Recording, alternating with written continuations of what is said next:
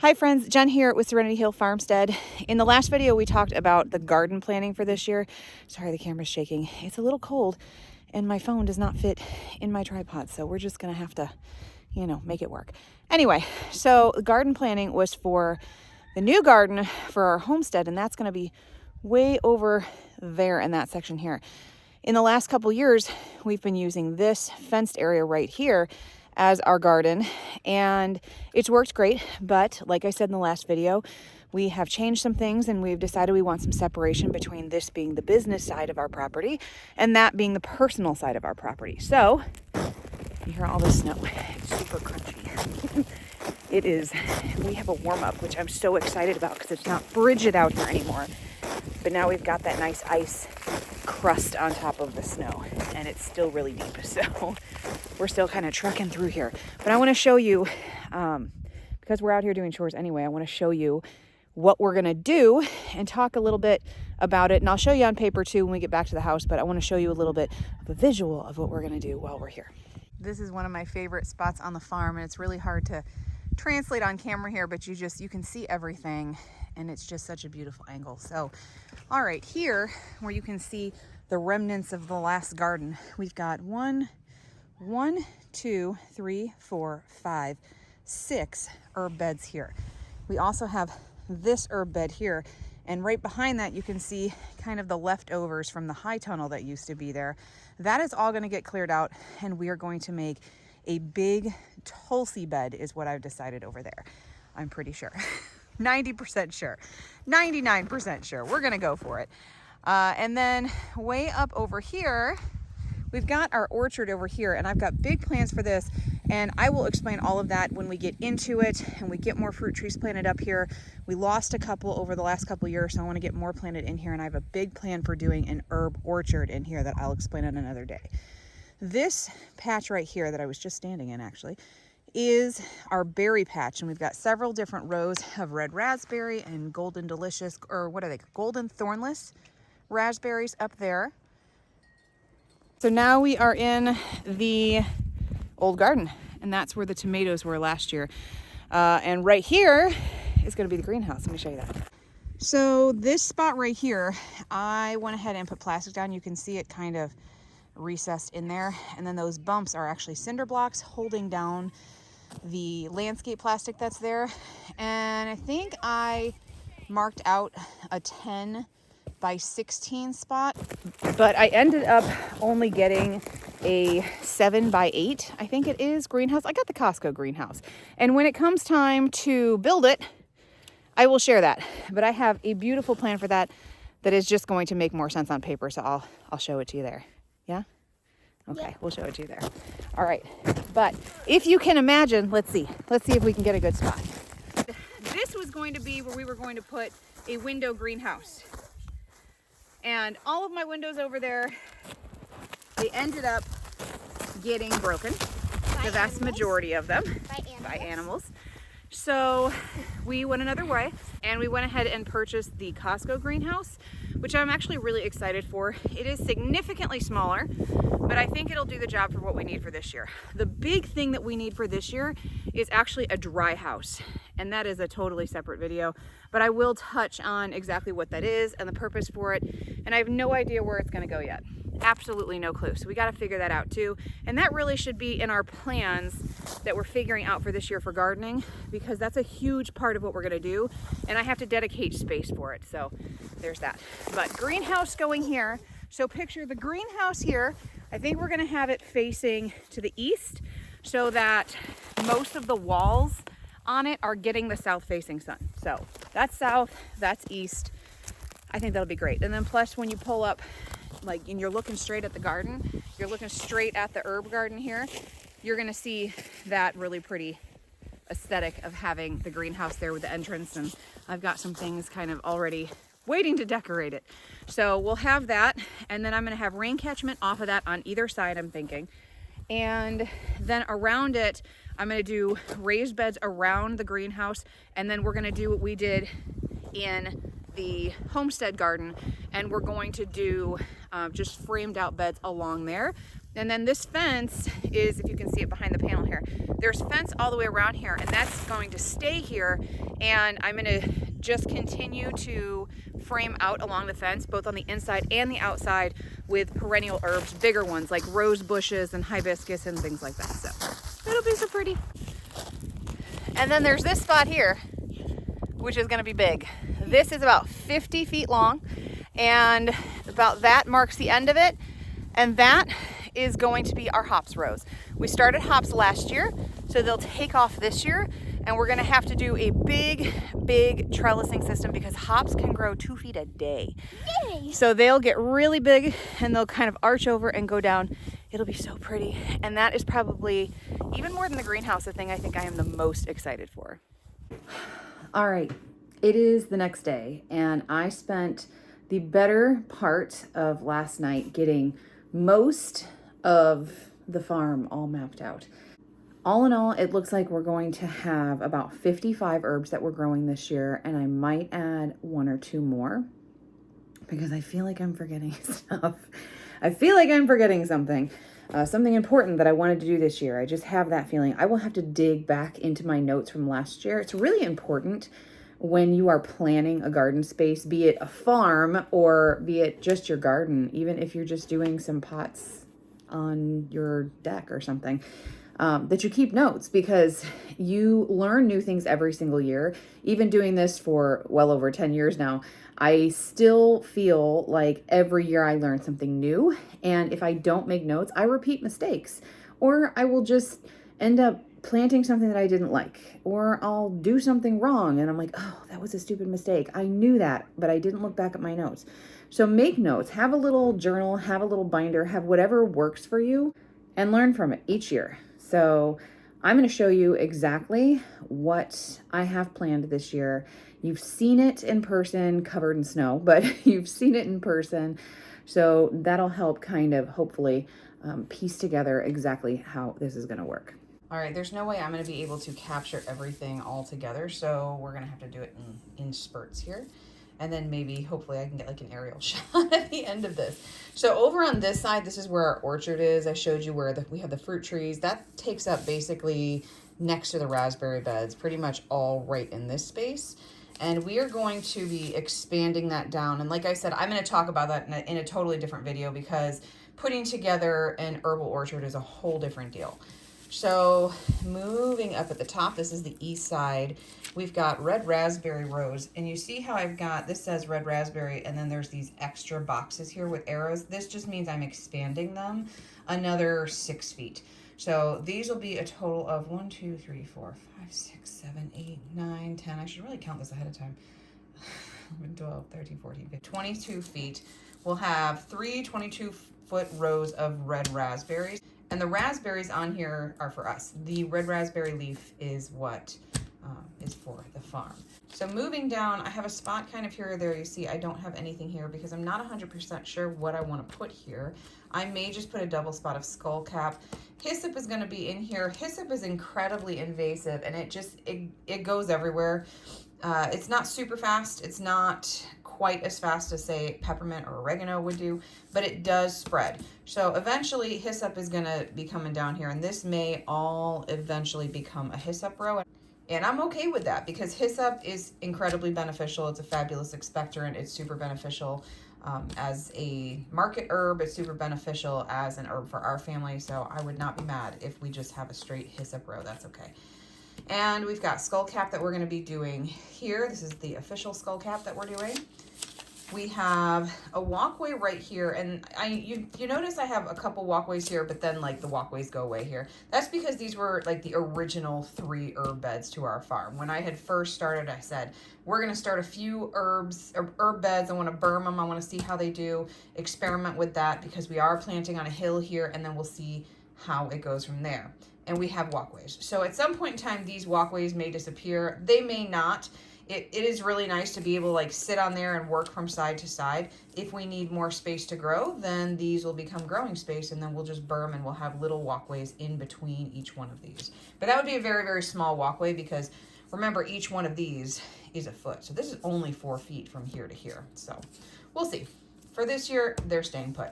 But we've got catnip, mugwort, marshmallow, and lemon balm here. And this is already established. All the rest of these are already established as beds, with the exception of this last one down here too. So we're really adding 2 beds on either side of this. So catnip, mugwort, marshmallow, and lemon balm are already here.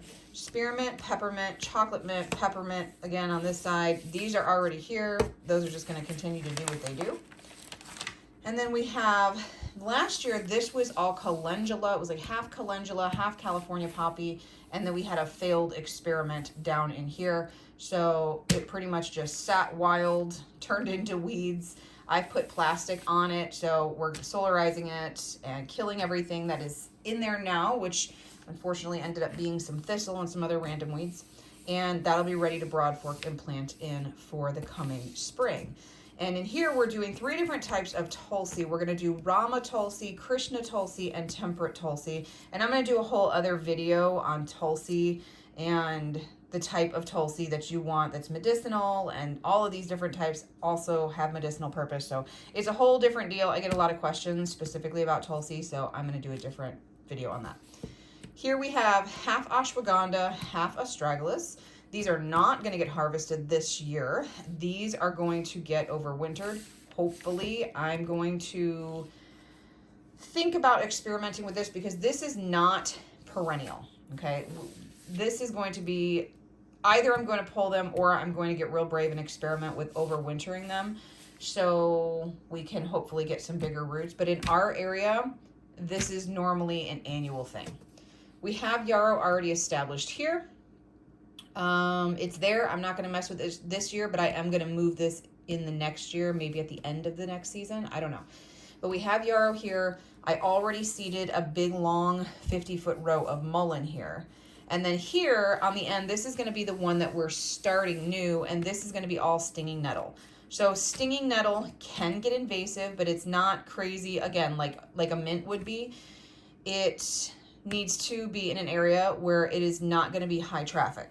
So we do walk through here, obviously, but this is going to be kind of framed in with logs. So my kids are going to know the border. They're going to know that's nettle. They're familiar with nettle anyway. So I'm not worried about it. As far as people coming to the farm, I'm going to have signs here, just, you know, beware of nettle, pretty much kind of signs, because this does sting and itch, and you can have, you know, dermatological reaction here. So nettle really is fine in part shade. It actually kind of prefers part shade, but it will also grow in full sun. It's naturally found just growing wild on banks of creeks, on the edges of farms if it's kind of marshy, and it does really, really well. So we've got a kind of a young oak tree right here that I really want to take down, maybe at some point. We'll take that down. And then we've got a pine tree way up over here, and that kind of gives afternoon sun. So it's got morning sun, but that's kind of dappled from all of these other plants because of it being on a hill. And then in the afternoon, it's got good sun, and in the evening, it's very much shaded. So that'll do well right there. I'm excited to have that there and get the nettle patch established. Now, pretend you didn't see this yet, okay? Right here, if you saw that we had done kind of a DIY high tunnel greenhouse kind of a deal, we had massive failure with it, and it wasn't the structure, it was the plastic. And the plastic, it was supposed to be really good quality greenhouse plastic. I'm not putting a link down there because it was absolute crap, so don't go buy that. We have this whole space here that has had plastic on it. Everything is good and smothered out. So I'm gonna pull it up, and we're gonna do, it is 50 feet long. So we're gonna do, half of it is gonna be oats and half of it is going to be calendula. We do a lot of calendula, a lot of products with calendula. We sell a lot of calendula. So that's gonna be there. And then I'm gonna have a walkway in the middle, just because I want one. Just so it'll be easier to kind of separate the two visually, I guess. All right, moving into the really exciting part. I'm so excited about this. I cannot tell you how excited I am. I'm like really, really excited. And I can't get the whole thing in there. So, all right, we're just gonna have to, you know what? We're gonna start with the end here, or the beginning, I guess. Okay, so this is the entrance that we walked into yesterday. And right off the bat, we have feverfew going all the way down. And then it turns into roses down here. And then I didn't have anything planted back through here, and nothing was here last year. So, but there's plastic there. So really it's just a matter of pulling it up and broad forking. In the corners, I'm gonna put some hydrangeas. Hydrangeas are medicinal, so I want to put a couple in there, and also because they're beautiful and pollinators love them, so we're going to put them there. And I'm going to have a good long row of elecampane. Elecampane gets really, really tall, so I'm going to have that there. It's going to look beautiful with all of the yellow flowers that shoot out, instead of having a random plant here and a random plant there like I accidentally had last year. But with elecampane, we're after the roots here. So this is going to be here for like the whole year. And then we will harvest these roots in the winter, pretty much. Like early winter, we will harvest them. But I'm still not even gonna do that this year. This is going to be like not next winter, but the winter after, when we're going to be harvesting that. So all of that is just pretty much a plant it and keep the weeds at bay until it gets big enough to fend for itself, and then it'll be good. We'll be good and we'll move on. All along this side is going to be more English lavender. That's what we have planted. We have several going up here. I really just need like 4 or 5 more plants, I would say, to fill in this spot, and then that's done. So that is like no big deal. And then we're good with lavender. Now I may have to replace a couple. Like this one was looking a little hairy, so I might have to replace that one.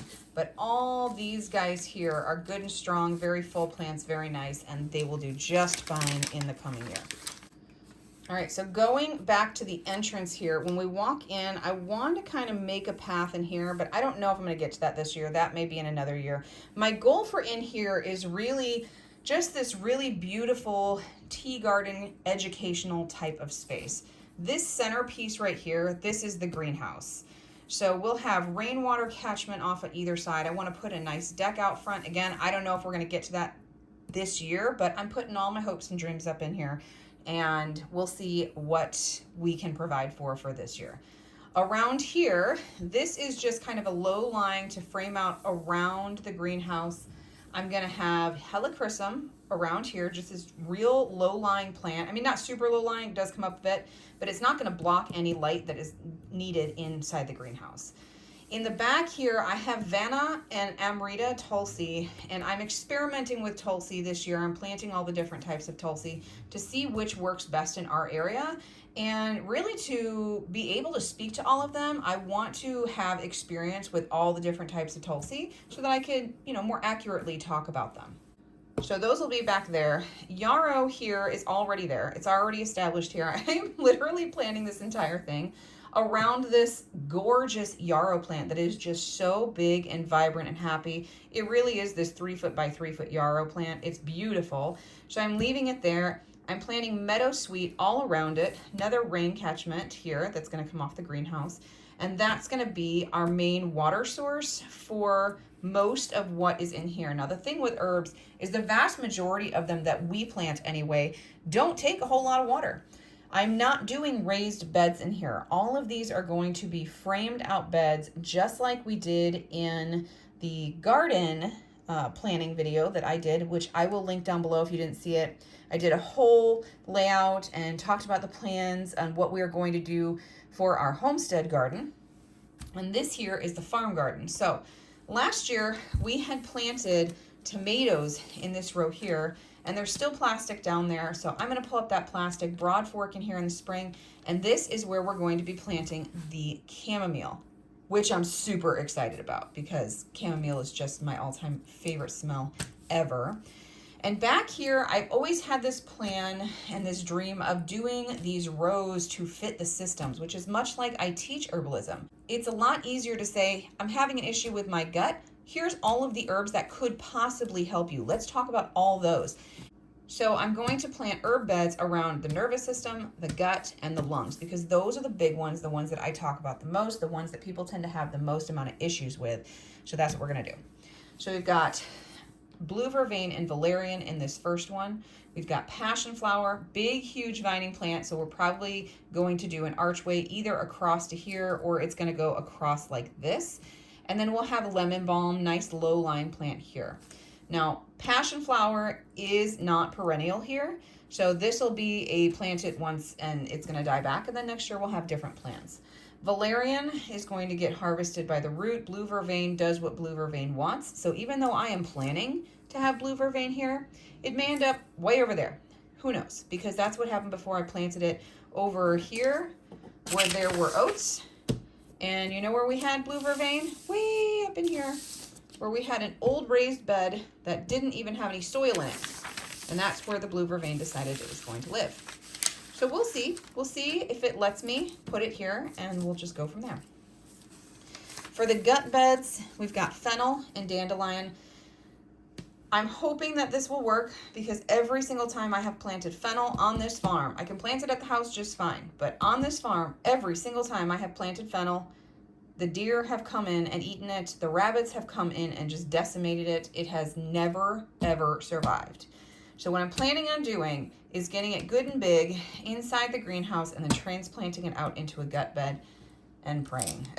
That's pretty much it. I'm going to intentionally plant dandelion and intentionally plant plantain in here along with marshmallow. And there's a couple other herbs I'm considering in here that are good for the gut. If you guys want to read all about herbs for the gut, I've got a great blog post on it. I'll pop down in the description box below. And I might actually have, I think I have a YouTube video that talks about herbs for the gut also. I'll put that down there too if you prefer to watch that. And then we have the lung boxes, and this is mullein, horehound, hyssop, and marshmallow. All of those are perennial. Well, mullein is biennial, so that'll be there for a couple years and then we'll pull it. And we can plant more, or we can just let it do its thing. Do you hear my dog? He's sleeping. He's sleeping and having dog dreams, and apparently it's very exciting. So if you hear the growling and grunting, it's my dog. All right. So let's go back down here. All along this here, and this is the fence row pretty much. This right at the end of the page is where the fence is. And along here is all going to be cornflower. It's not going to be as organized as this because that's not how I do cornflower. But cornflower, you can do about a foot apart or so-ish, kind of. I do it kind of sporadically, but that is a beautiful blue flower. It gets about a foot tall, and that'll be a nice kind of hedge row of that too. In here, I'm going to do this bed of California poppy. Here is another one of valerian. Burdock is going to be in here, and that is going to sit for a couple seasons before I pull that, meaning a couple gardening seasons before I pull that. We've got echinacea, same thing, that's going to sit. So once that's planted, that's there, because you can totally do the coneflower section of it. You can do the top part of it. You can use that in preparations, but you can also use the root, and that's super beneficial. So we are going to be doing different harvests at different times and leaving the echinacea in there for a few years before we go ahead and pull that. This bed right here is going to be split in half. We've got spilanthes here, our favorite dental herb. The toothache plant is going to be here. I always make sure I do lots of that. And butterfly pea flower is going to be here. And I'm just going to do that kind of on a tripod trellis, a nice big tripod trellis. I think it would be really pretty. And this is, I mean, it's a pea flower, you know, it's not super, super dense. It's not like if you're doing pole beans or passion flower, which gets really bushy. This is not. It's more of a dainty plant. So putting it up against something else is fine.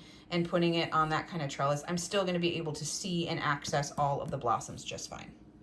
Okay, then there's this spot right here where I just have some random herbs listed here. I'm working on, hopefully we can get a sponsorship with a company for specific types of raised beds, and then I'll have a row of raised beds going this way across here. That's my plan. If I don't get that, then that's totally fine. We will do something else. And if we don't do anything, this will end up being just a grassy area that we just mow. Or maybe we'll end up putting more seating in here for classes. Oh, that'd be a really good idea. We can put a few picnic tables in here. Ooh, that's a good idea. We can put some benches in there and we can have that be our education center. Oh, I'm really liking this idea. We can have an outdoor education center in the herb garden. Oh, I love that. I think we might end up doing that and just finding a new spot for these. if we end up doing that sponsorship. We'll see. We'll see. We'll see. We'll just see. All right. So do you see this area right here where we've got all this feverfew all the way down here? And then there's this line in the middle, and then there's more circles here. Well, this line is our fence line. And I like to have things on either side of the fence because that way it eliminates all the grass and growth up in between. So here, last year for my birthday, my mom got me 3 rows of Sharon hibiscus plants. So I planted them here. And the rest of this is going to be Roselle hibiscus. And that's your super medicinal, most common form of hibiscus. When you are buying hibiscus, that's most of the time what you're getting is Roselle hibiscus. So we're gonna plant those. Those are just an annual plant. So we'll have those and then we'll just plant more next year. All right, so here's the big exciting part for me. I mean, all of it's exciting, but this has been a couple years in the making. So these 3 herb beds are established. They are here. But there's nothing in here. This is just plastic. And there's nothing in here. This is just plastic. This row was planted with hops. We lost half the crop. I didn't mention that earlier. We lost half the crop. Half of this bed is good to go. The other half, we have to replant the hops. These plants will get massive. So what I'm looking to do is put the pole system in for these plants very early. So I want to get, as soon as we can, I want to get these posts in. We're going to have 4 posts all the way down this 50-foot row. And then some kind of high tension wire, most likely, that is going to go from post to post. And we'll do them in a couple spots. And then we'll have more wire that is going to go from there straight down to the ground, so it'll give them something good and thick to bind up. And then all the way at the top of the wire, then it'll come over, because hops gets like 20 feet tall.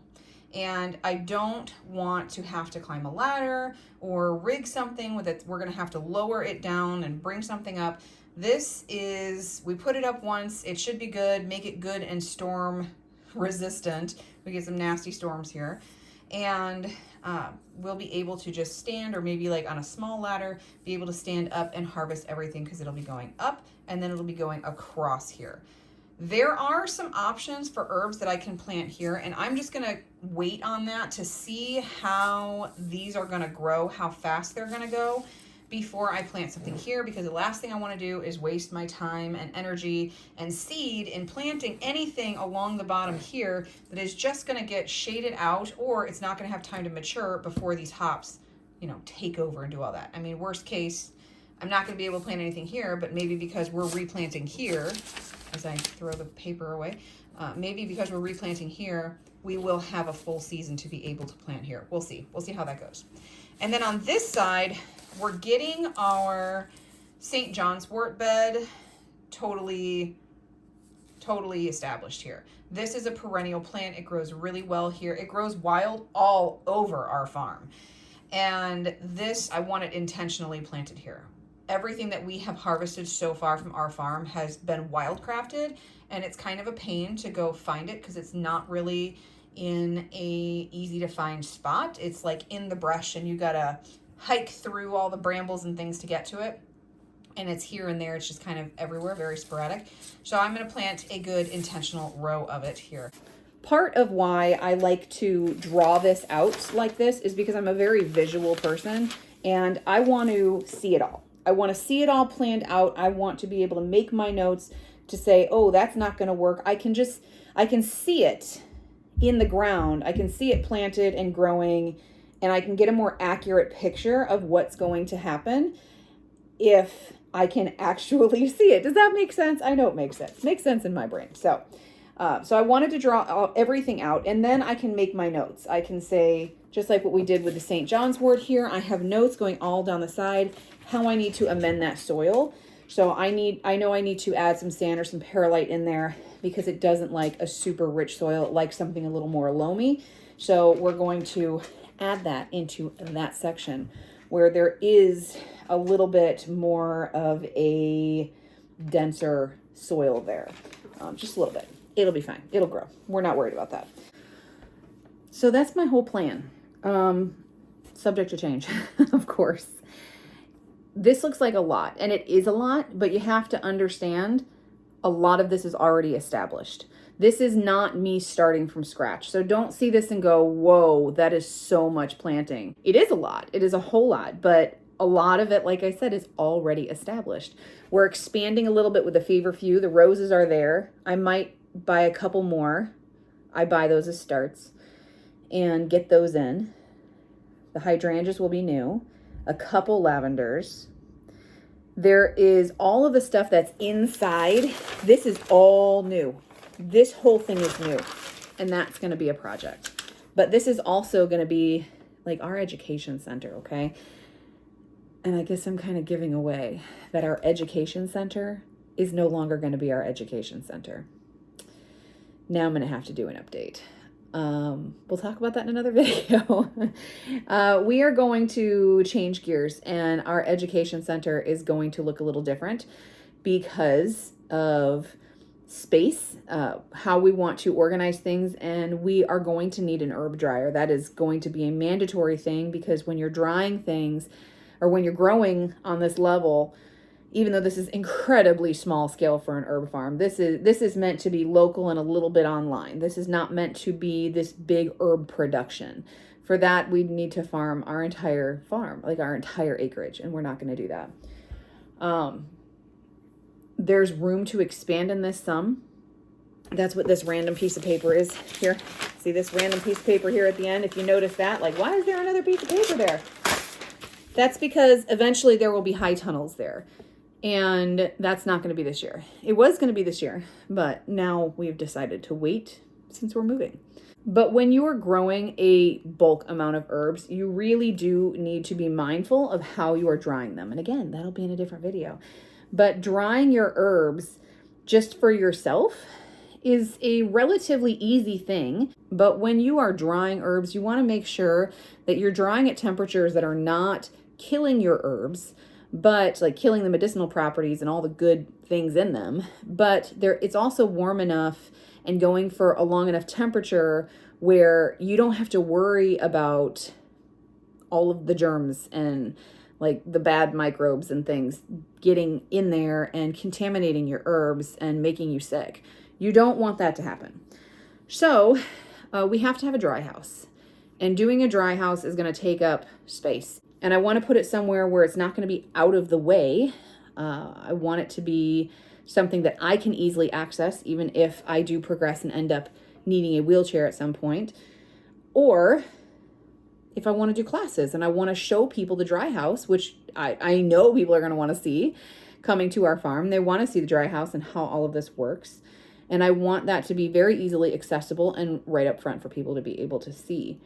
And who wants to haul all of those herbs up and down hills? I sure don't. So we're going to put it right up front, but that means moving the cabin and it no longer being an education center. So other plans for that, like I said, we'll talk about in another video when things are more kind of cemented and we know for sure what we're going to be doing. We'll talk about it then. No point talking about it now. We will see. We will see what we can do. We will see what God has for us. And if he approves this plan, I do. I'm all about it. I think it's going to be absolutely incredible. It's so exciting. So if you are local, we are going to be having farm classes this year. We started this at the end of last year, in September, I think it was, and we did a tincture making class. It was so much fun. We could get into the herb beds and I could show these herbs, get your hands on them, talk about the properties of each of the 3 herbs we talked about, and what you were looking for, how to harvest, all of that. And then we could harvest them. I had people try one of the herbs that I make everybody try, chocolate mint. If you've never tried chocolate mint, I make everybody do it. It's super delicious.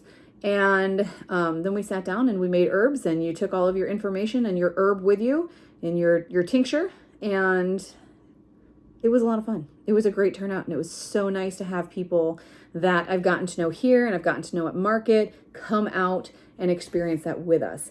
So it was a lot of fun, and I'm so looking forward to doing that again and many more classes. And then when everything is grown in, we'll start doing farm tours. It'll just be so much fun. So keep an eye out for that. If you are interested in doing something like that, definitely go check out the website because all the information is on there under on-farm classes.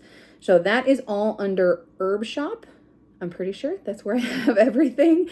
Everything is under Herb Shop. You just click that and there's a little drop down and all the information is on there. You've got online classes, you've got in-person classes, all sorts of things to learn all about herbs. So I hope you guys enjoyed watching the insanity of this layout. Hope you enjoyed seeing our plans for this year. I'm really excited for it. Once we get closer, I may be slightly overwhelmed, but if you are going to be growing herbs this year, I would love to hear what you are the most excited for. So let me know in the comments. Love to hear from you. If you guys haven't subscribed yet, don't forget to hit that subscribe button on your way out and the little notification bell so you can stay up to date on how all of this goes and so you can hear my crazy update on why that cabin is no longer going to be our education center. So we'll see you in the next one. Bye.